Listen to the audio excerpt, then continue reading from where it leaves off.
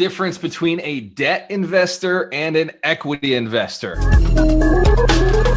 This is a key component to investing in real estate. There are only two types of investors. There are only two types of lenders. You've got the bank, which is a debt investor. Banks lend on debt. So they put a mortgage against the property, which is a fancy way of saying a lien against the property, and they have collateral on your debt, right? So now you owe them, you pay them interest. Debt investors are typically interest bearing or interest paid.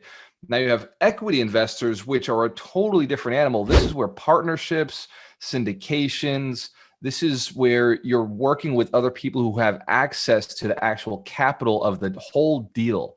And an equity investor, those are most of the negotiations. Most shifts in a deal that are really creative are equity position investments.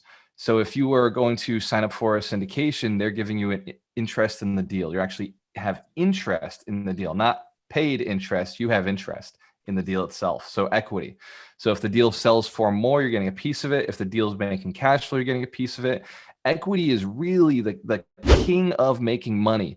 In fact, if you think about stocks and companies and shares, when you're buying a company, a share, you're getting equity in that company. So if the company does well, you're getting a percentage of it, whatever your percentage of ownership is.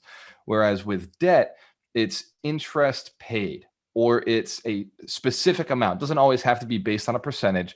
Sometimes you'll lend out money to somebody for, you give them $10,000 and you say, I want 11,000 back. So it's not always interest specific, but there is some sort of return to it, and it's locked into a contract.